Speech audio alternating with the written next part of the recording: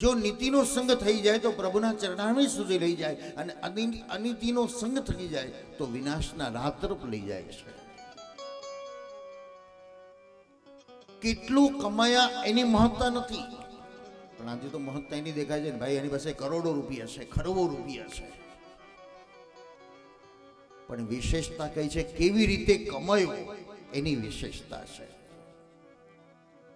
ચાર જણે બકરા બનાવી, ચાર જણે લૂંટીને, ચાર જણે છેતરીને કરોડો રૂપિયા બની તો ગયા, પણ એ સુખ નથી આપતું, એ સંપત્તિ દુઃખ આપે છે.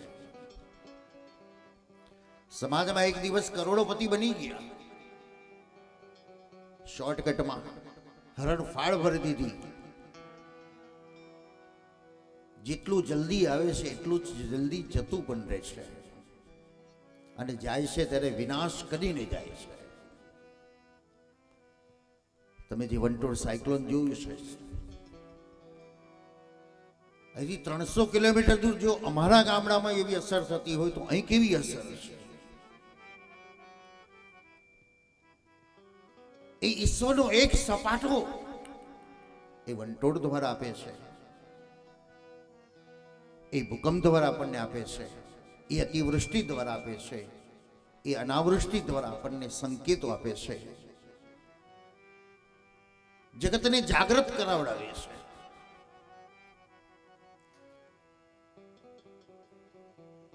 પરીક્ષિતને જે અનીતિનું ધન હતું પરિણામે મૃત્યુના મુખમાં લઈ ગયો.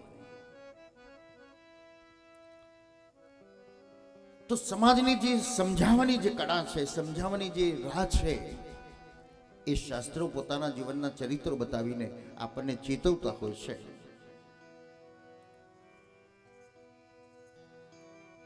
દેવી ભાગવત દ્વારા ગઈકાલે ભગવાનના લગ્ન કર્યા. શિવ અને પાર્વતીનું મિલન જે થયું, લગ્ન એક લગ્ની છે, લગ્ન એક યોગ છે. યોગ કર્મશુ કૌશલો.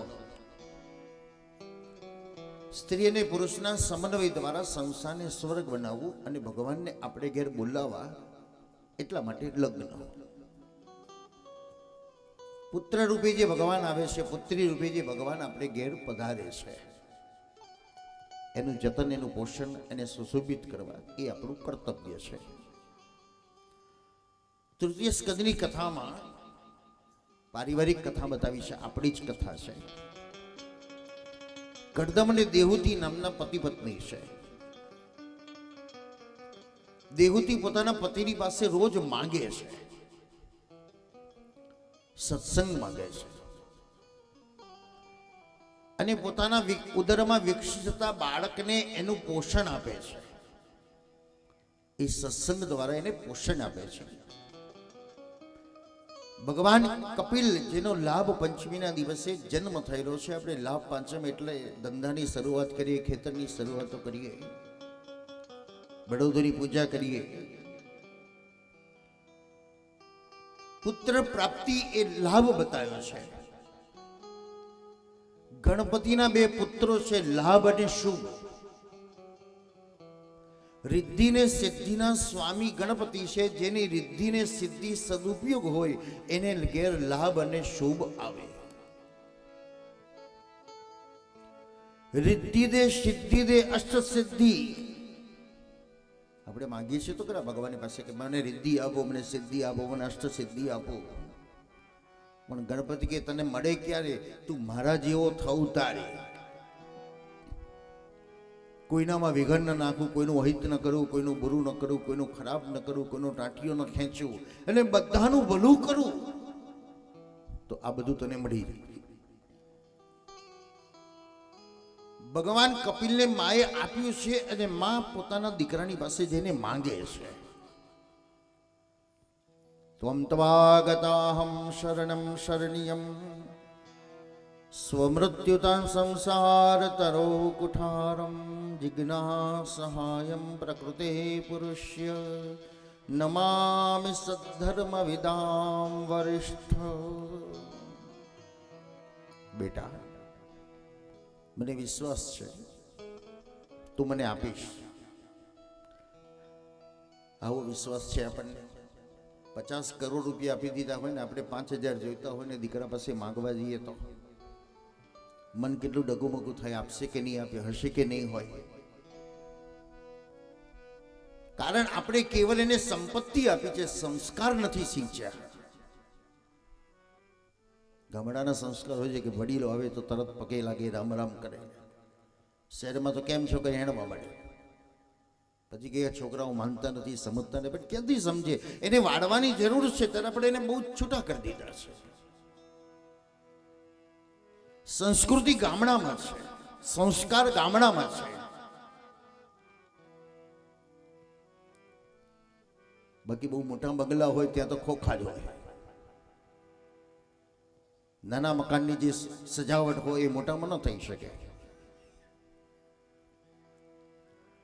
તો દેવહૂતિને વિશ્વાસ છે કે મારો દીકરો મને આપશે. 3 જણા આપણને તારી શકનારા છે. એક તારી શકે કોણ? ગૌપુચ્છ, જે ગાયનું પૂંછડું પકડવાથી વૈતરણી પાર કરી દેવાય. બીજો તરાવી શકે એવો કોણ છે? તો ગુરુ છે. જે ગુરુ આપણને મંત્ર આપે છે અને મંત્રે નૈયા આપણી પાર કરી શકે છે. અને ત્રીજો તરાવી શકે એવો કોણ છે? પુત્ર છે. ભૂલેલાને જાગૃત કરાવે તે પુત્ર, રડેલાને હસાવે તે પુત્ર. હસવનારાને રડાવે એવો નહીં, પણ રડેલાને હસાવે તે પુત્ર, ભૂલેલાને જાગૃત કરાવે તે પુત્ર. પોતાના દીકરાને જેને કહ્યું, બેટા એક રસ્તો મારા માટે કઠણ છે. કયો રસ્તો કઠણ છે? સોમૃત્યુ સંસાર તરો કુઠારમ. આ પ્રપંચરૂપી માયાની અંદરથી મારે બહાર નીકળવાનું. નારદજીને પણ કેવી માયા લાગી ગઈ કે સ્વયંવરમાં ભગવાન વિષ્ણુ પાસે જેને કીધું, ભગવાન મને એવું સુંદર બનાવી દો કે આ કુંવરી મને જ વરી જાય. અને ભગવાને વાનરનું રૂપ આપી દીધું.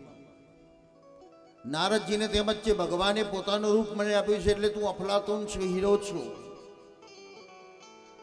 આ મત્તરના ફુવારા ઉડાડતા ઉડાડતા નારદજી સ્વયંવરમાં આવીને બેસી ગયા. દીકરી વરમાળા લઈને આવે અને હસીને આગળ જતી રહે. અને દેવતાઓમાં જય વિજય કહેવા લાગ્યા, અરે મહારાજ તમારું મોઢું તો જુઓ, કેમ નારાયણ જેવું મારું મુખ છે, અને જુઓ તો ખરા તમે. અને નારદ જ્યાં પાણીમાં મોઢું જોયું તો વાંદરા જેવું મોઢું દેખાય. અને નારદજીને એટલે બધો મોહ લાગી ગયો, એટલી આસક્તિ લાગી, એટલું દુઃખ લાગી ગયું કે ભગવાનને શ્રાપ આપી દીધો કે પત્નીના વિયોગમાં જેમ હું તડપી એમ તમે પણ પત્નીના વિયોગમાં તડપજો. અને ભગવાને શ્રાપને સ્વીકારી લીધો, કારણ લીલા કરવાની છે. તો ભગવાને કીધું, ભલે તમે મને શ્રાપ આપશો તો ભેગા કરવા માટે તમારે જ આવવાનું. એટલે નારદજી હનુમાનજીના રૂપની અંદર પધારેલા છે, જે રામ ને સીતાને ભેગા કરી આપ્યા છે.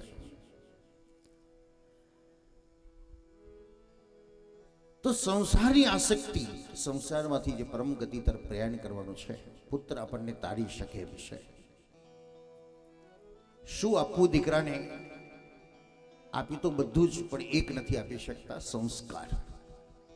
સંસ્કાર બજારમાં નહીં મળે, અને સંસ્કાર આપણા ઘરમાંથી જાગૃત થાય છે. પુનિત મહારાજ એમના પદમાં કહેશે કે સંસ્કાર માત પિતાના ઉતરે, સંસ્કાર માત પિતાના ઉતરે, સંસ્કાર માત પિતાના ઉતરે, સંસ્કાર માતા પિતાના ઉતરે.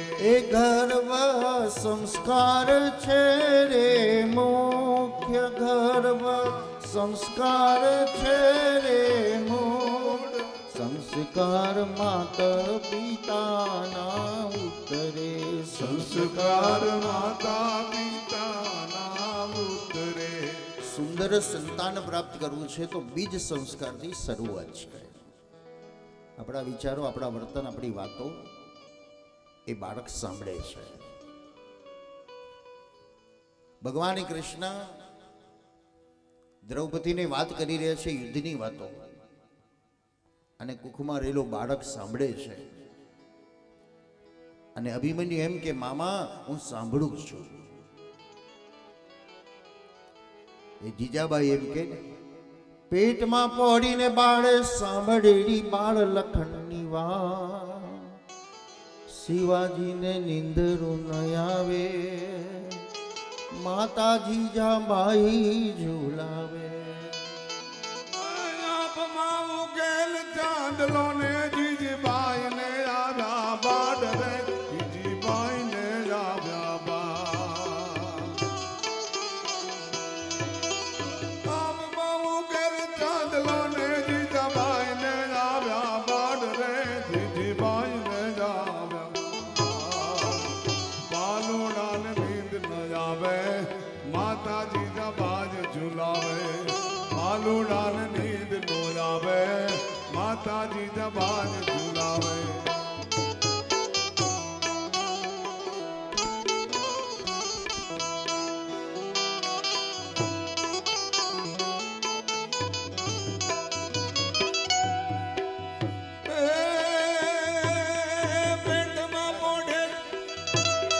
પેટમાં મોઢેલી સાંભળી રે બાળ, રામ લક્ષ્મણ ની વાત રે, શિવે રામ લક્ષ્મણ ની વાત.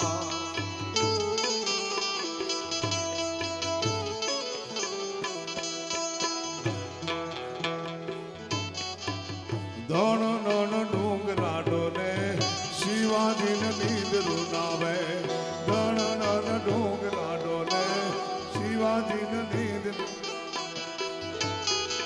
એ માં જે પદ ગાય કે બેટા આજ નહોતી ત્યારે સુઈ જા, આવતીકાલે માં ભોમના કાજે યુદ્ધ લડવાનું, બેટા આજ નહોતી સુઈ જા.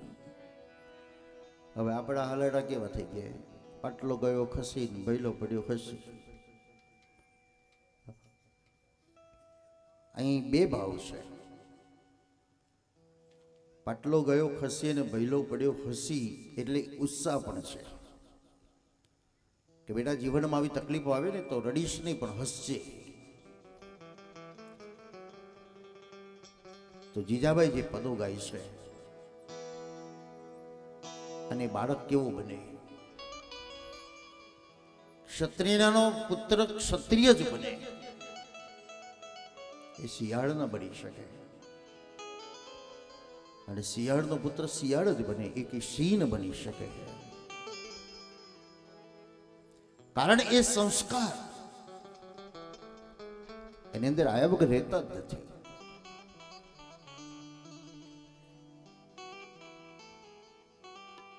માએ દીકરાને જેને કીધું બેટા મને સંસાર સાગર તરાય એવો રસ્તો બતાવી દે.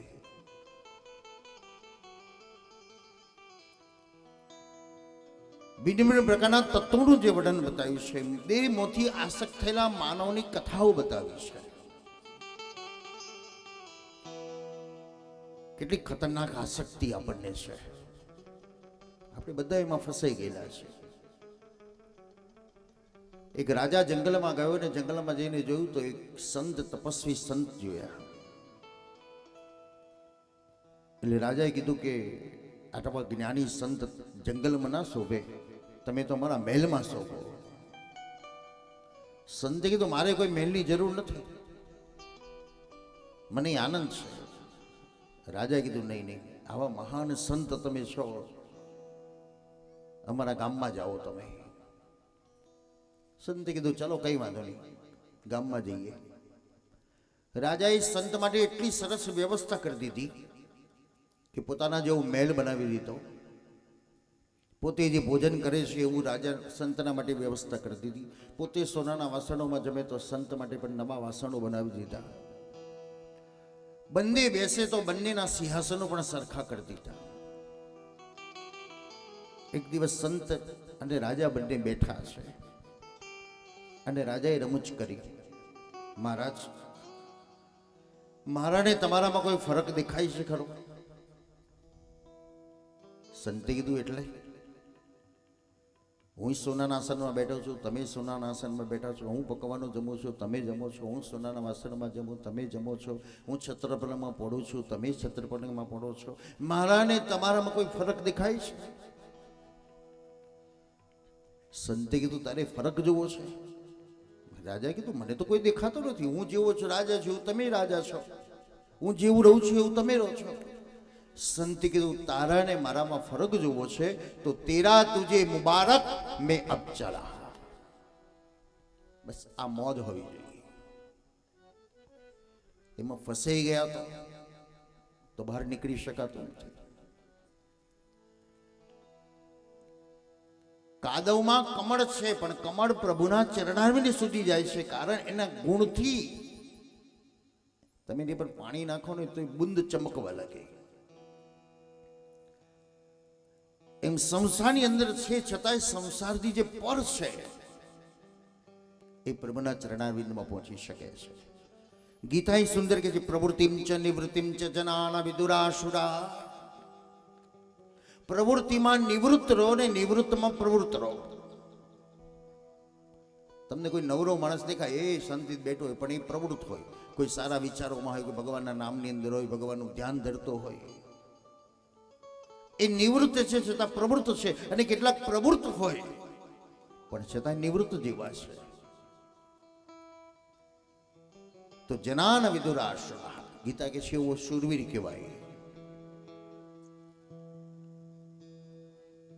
દેવહૂતિ માની પાસે જ્યારે દેહમોથી આસક્ત થયેલા માનવની કથા પૂછી,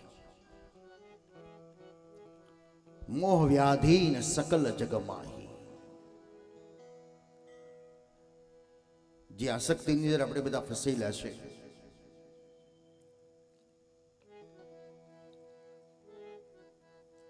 વિહાય કામાન્ય સર્વાન પમાશ્ચરતિ નિષ્પ્રહ નિરમહંકાર.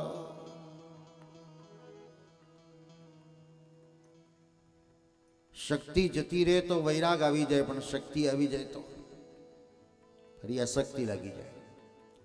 ખિસ્સામાં પૈસો ન હોય તો કેટલો ત્યાગ આવી જાય. આ બધું નકામું છે, બધું નકામું, પણ રૂપિયા આવી જાય તો પછી બધું વાલું લાગી જાય છે.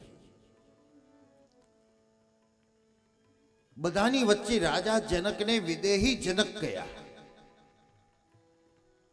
સુખદેવજી મહારાજને ન ગમી કે રાજા જનક તો વૈભવની અંદર રહેનારો છે, સોનાના આસનમાં રહેનારો છે, ને એને બધા વિદેહી કે છે. એટલે સુખદેવજી મહારાજ પરીક્ષા કરવા નીકળ્યા. દરબાર ભરેલો છે, રાજા સિંહાસન પર બેઠેલા છે, અને સુખદેવજી બૂમ પાડી, રાજા જનક તારો મહેલ સળગે છે, તારો મહેલ સળગે છે, જ્યાં તારી પત્ની બાળકો પોકાર કરે છે, બચાવો બચાવો. રાજા જનક શાંતિથી બેઠો છે. ફરી સુખદેવજી પોકાર કર્યો, અરે રાજા જનક તારી પત્નીનો મહેલ સળગી રહ્યો છે, જા જલ્દી બચાવો બચાવો બચાવો. રાજા જનક જાણે સાંભળતો જ નથી. સુખદેવજી નજીક આવીને કીધું, રાજા મૂર્ખ, તને કહું છું તારી પત્નીનો મહેલ સળગી રહ્યો છે, જા બચાવ એને બચાવ. ત્યારે રાજા જનક બોલ્યો, મારો મહેલ તો હેમખેમ છે, અહીં સ્વાર્થ નથી, કોઈ આસક્તિ નથી, કોઈ મોહ નથી, કોઈ બંધન નથી. પરીક્ષા કરી હતી. આપણે કેટલા ભયભીત બની જઈએ છીએ. ખાલી સમાચાર મળે, હવે સાચા ખોટા ખબર નથી, પણ એટલા ભયભીત થઈ જઈએ છીએ. નંદ બાવાને જ્યારે આવા સમાચાર વસુદેવજી આપ્યા છે ત્યારે નંદ બાવા ભયભીત ન બન્યા. વસુદેવે કીધું છે કે હવે ગોકુળમાં રાક્ષસોના ઉપદ્રવ થશે, તમે સીધા જ ગોકુળ ચાલે જાઓ. નંદ બાવા ગભરાયા પણ હશે, કેટલું જલ્દી ગાડું દોડાડું તો હું ગોકુળ પહોંચી શકું. પણ એ સમયે નંદ બાવાએ કળ વાપરી, માળા લઈને ના બેસી ગયા કે કીર્તન લઈને નાચવા ગાવા ના લાગ્યા, પણ નંદ બાબાએ બે કામ કર્યા, ગાડું દોડાડ્યું અને ભગવાનને યાદ કરી દીધા.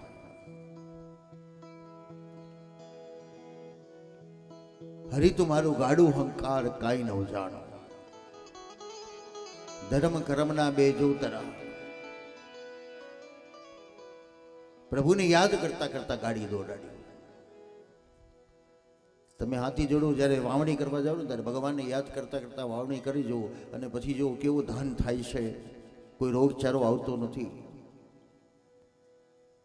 કારણ એને સપન હું કામ કરીશ ભગવાન, હું ખડખાતર આપીશ, હું એની માવજત કરીશ, નિદામણ કરીશ, પણ એને ઉછેરવું એ તારું કામ છે. તેનું જતન કર, તો એનું રક્ષણ કર, તો સુંદર વસ્તુ આપણને પ્રાપ્ત થાય છે. શાસ્ત્ર તો ત્યાં સુધી કહે છે ઘરની બહાર નીકળો ને એ નીકળતા પહેલા પણ પ્રભુને યાદ કરો અને આવ્યા પછી પણ પ્રભુને યાદ કરો. એ રક્ષણ કરનારો છે આપણો.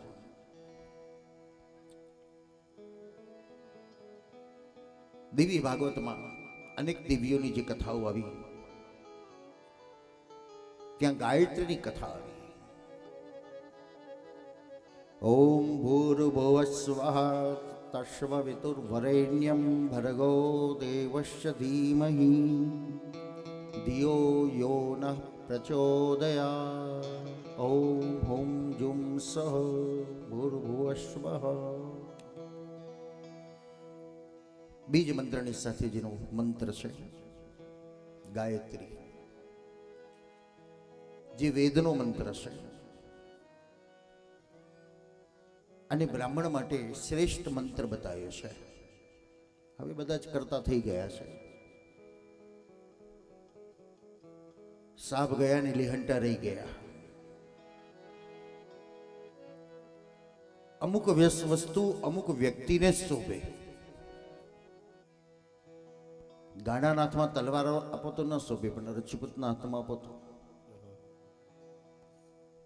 તેને આમ ઓટોમેટિક ખબર પડી જાય કે ના ભાઈ આ તલવાર ફેરવે છે.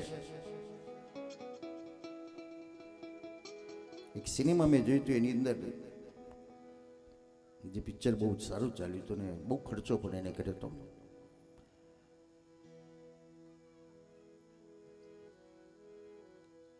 એક રાજ્યના રાજાએ તલવાર સરસ બનાવી હતી.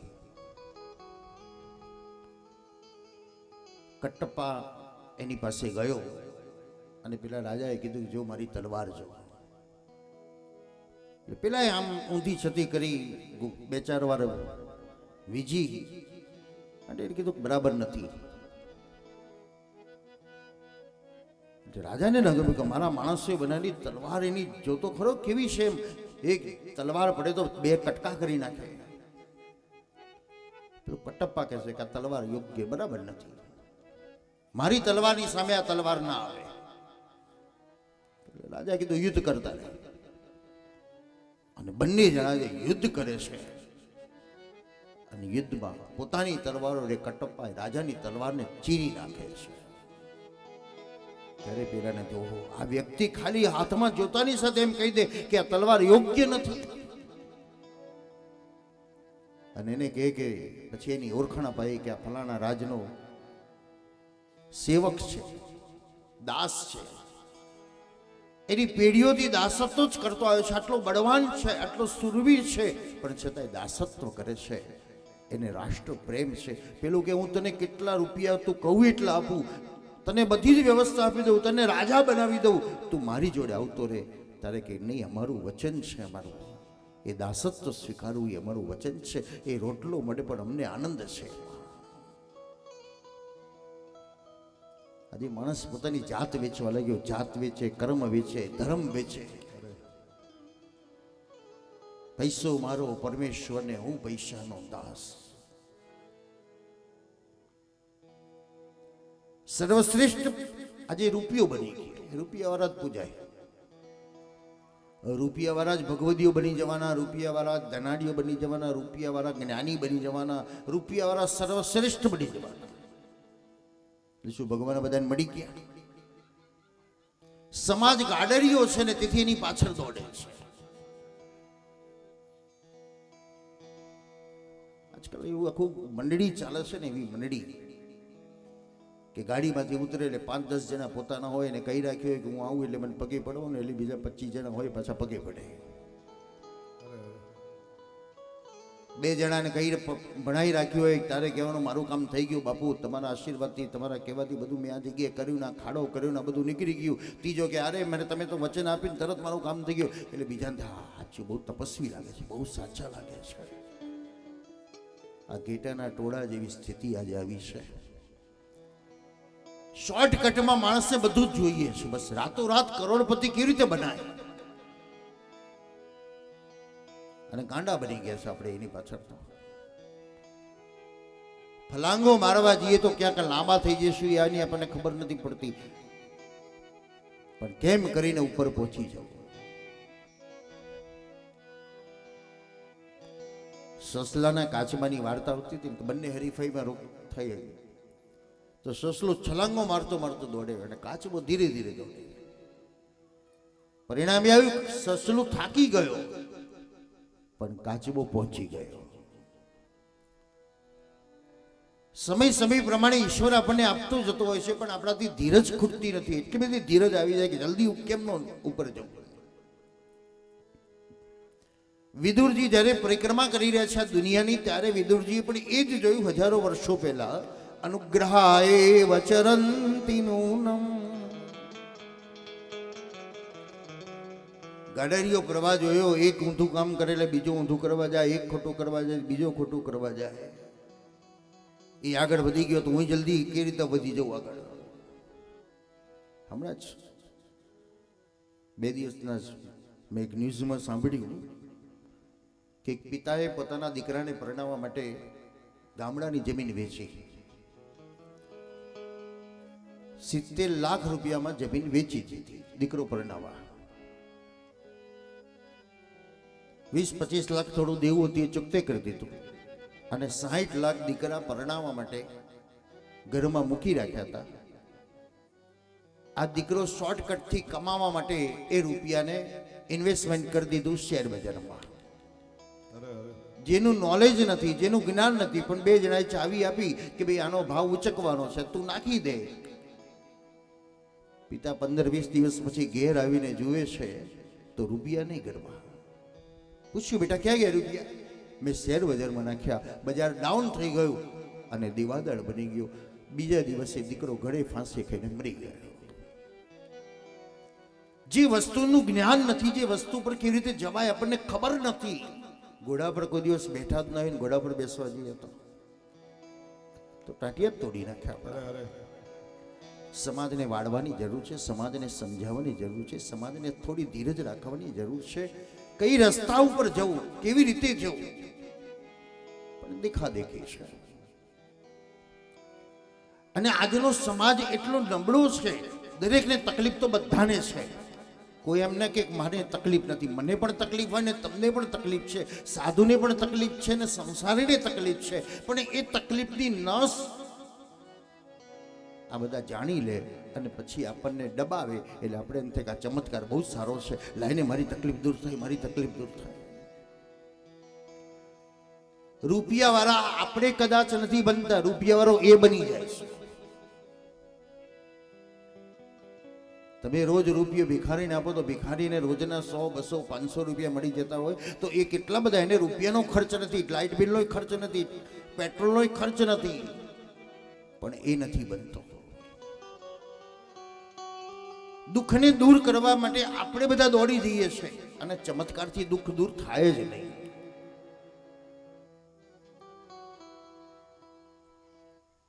પણ ચમત્કાર તરફ આપણે દોડીએ છીએ, કાં તો એ આપણી બલમનશાહીનો દુરુપયોગ કરે છે કે કાં તો આપણે જાતે જ મૂર્ખ બનવાનો પ્રયત્ન કરીએ છીએ.